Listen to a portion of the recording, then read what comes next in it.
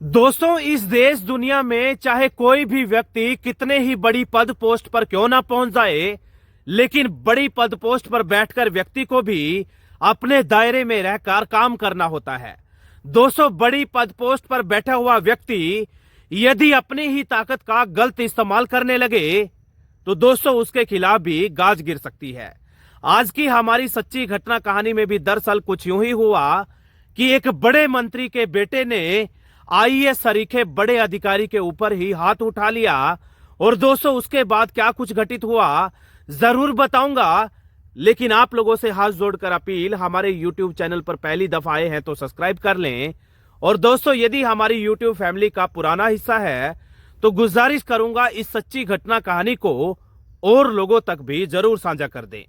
दोस्तों, बिहार प्रदेश का एक जाना पहचाना जिला है जमुई, और उसी जमुई जिले का एक राजनीतिक परिवार है, राजनीतिक घराने से ताल्लुक रखने वाले एक नेता हैं जिनका नाम तो मैं आप लोगों के समक्ष नहीं बता सकता, क्योंकि दोस्तों उसके बाद बवाल खड़ा हो सकता है।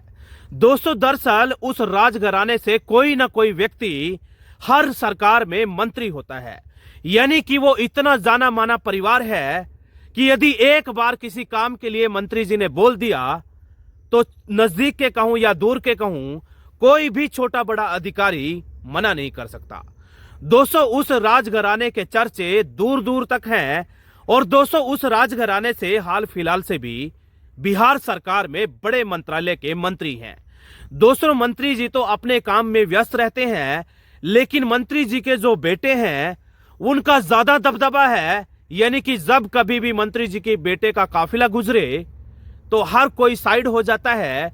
क्योंकि दोस्तों भले ही मंत्री जी का बेटा किसी बड़े पद पोस्ट पर ना हो, लेकिन उनके पिताजी मंत्री हैं और ज्यादातर अवैध धंधों में उसी मंत्री जी का बेटा आए दिन संलिप्त रहता है। दोस्तों मिली जानकारी अनुसार मंत्री जी के बेटे का इतना ज्यादा रसूख और दबदबा है कि बड़े बड़े व्यापारी, बड़े बड़े बिजनेसमैन, बड़े बड़े ठेकेदार और कॉन्ट्रैक्टर आए दिन उसके पैरों में पड़े रहते हैं। और दोस्तों छोटे मोटे काम चलते चलते मंत्री जी का बेटा यूं करा देता है। और दोस्तों उसी वजह से मंत्री जी के बेटे के पास ढेर सारा पैसा आए दिन आता रहता है। और दोस्तों इसी अवैध धंधे से आए पैसे की वजह से उसका जो वर्चस्व है, उसका जो वजूद है, वो दिनों दिन लोगों के बीच में बढ़ता ही जा रहा है। दोस्तों मिली जानकारी अनुसार शासन प्रशासन का कोई भी ऐसा अधिकारी नहीं है, कोई भी ऐसा सरकारी मुलाजम कर्मचारी नहीं है जो मंत्री जी की हरकतों से, मंत्री जी के बेटे के कार्यकलापों से परिचित ना हो। दोस्तों मिली जानकारी अनुसार वहां के जो एसपी साहब थे वो मंत्री जी के बेटे की हरकतों से भली भांति परिचित थे, लेकिन चाहते हुए भी कोई भी कार्रवाई नहीं कर पाए। दोस्तों एसपी साहब एक दिन नजदीक के अपने दोस्त के साथ फोन पर गुफ्तगू कर रहे थे। वही दोस्त जो कि नजदीक के जिले में बतौर डीएम तैनात था। और एसपी साहब कहते हैं कि यार मैं तो परेशान हो चुका हूं, क्योंकि मेरे जिले में एक मंत्री के बेटे ने इतने ज्यादा कहर ढा रखा है, किसी भी कर्मचारी अधिकारी को सरे बाजार मारने पीटने लगता है, हद से ज्यादा प्रताड़ित करता है। भला मैं क्या करूं? डीएम साहब कहते हैं कि तुम निश्चिंत हो जाओ, क्योंकि मेरा तबादला बहुत जल्द तुम्हारे ही जिले में होने वाला है।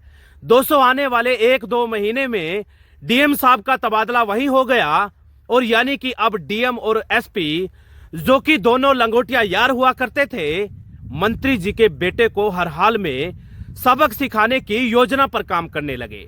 दोस्तों एक दिन अचानक से मंत्री जी का बेटा डीएम साहब पर उतावला हो उठा, यानी कि उसके साथ अनर्गल बयानबाजी करने लगा।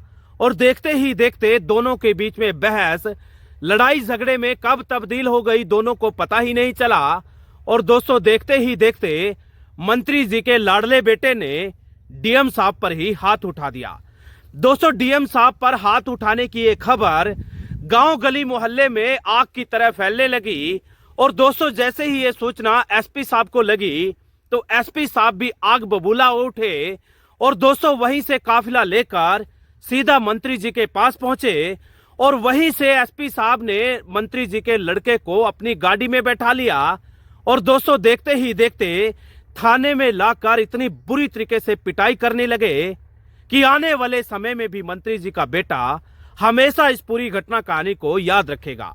दोस्तों, मंत्री जी के बेटे को पूरी रात एसपी साहब ने खुद अपने दोनों हाथों से इतनी बुरी तरीके से पीटा कि दूर दूर के इलाके में भी आवाजें जा रही थी। दोस्तों, मिली जानकारी अनुसार पूरी घटना कहानी को इकट्ठा करके एसपी साहब ने तेज तर्रार अफसरों की ड्यूटी लगाई और अगले ही दिन माननीय अदालत के समक्ष पेश किया गया। माननीय अदालत के समक्ष जज साहब ने तमाम दलीलों को सुनने के बाद बिना समय जाया करे मंत्री जी के लाडले बेटे को तुरंत प्रभाव से सलाखों के पीछे डालने का हुक्म जारी किया और यह भी जोर दिया कि आने वाले 6 महीने तक कोई भी जमानत के लिए अर्जी दाखिल ना की जाए। बहरहाल दोस्तों, ये मामला, ये घटना कहानी जगह जगह वायरल हो रही है, जगह जगह वायरल हो रही है वीडियो, अलग अलग तरह की प्रतिक्रियाएं सामने आने लगी हैं। लेकिन दोस्तों, एक बात तो स्पष्ट है कि व्यक्ति चाहे कितने ही बड़ी पद पोस्ट पर क्यों ना पहुंच जाए, उसको अपनी सीमाओं में रहकर काम करना चाहिए। क्योंकि दोस्तों, अपने दायरे से व्यक्ति बाहर निकलकर यदि काम करेगा तो उसके खिलाफ भी गाज गिर सकती है। दोस्तों, ये थी आज की हमारी घटना और कहानी। आप लोगों को कैसी लगी जरूर बताइएगा। वीडियो अच्छा लगा तो कमेंट बॉक्स में कमेंट कर देना।